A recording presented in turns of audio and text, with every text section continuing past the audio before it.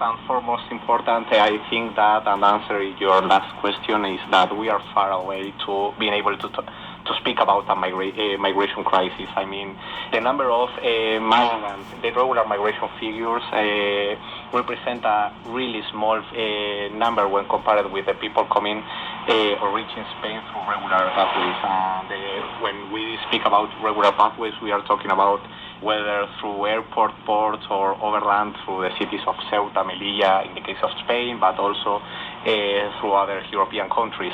In this case, and as you mentioned, we have two figures here on the field of disappearance, the one of Caminando Fronteras and the one of IOM's Missing Migrant Project, and the discrepancies that both organizations have in the pickup of these and collection of these numbers is that it's a difference of methodology. In the case of Missing Migrant Project, the methodology requires a high level of verification to document the so-called invisible shipwrecks through the Mediterranean or of the other migration routes, whereas Caminando Fronteras pick up all this information. But perhaps the easiest way to understand Missing Migrant Project figures is to understand it as the lower limit and of the true number of deaths on migration routes. Since, again, we think that maybe the death and disappearance of these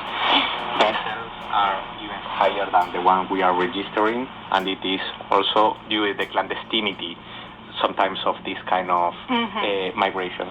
So the Missing Migrants Project of the IOM is only the data that's been triple confirmed and is 100% certain. Whereas other organizations, they count things that are sort of outside of that.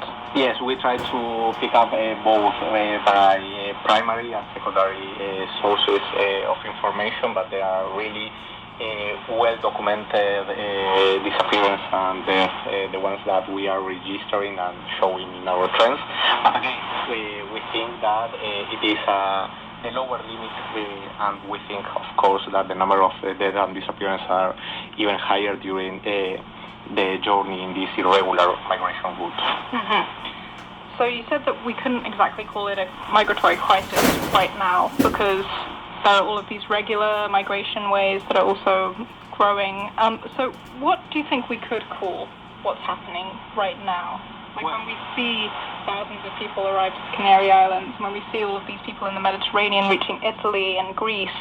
Well, it is hard to call or to put a title on this trend since migration as a whole. Again, it is more the people all around the world moving regularly than through irregular routes. So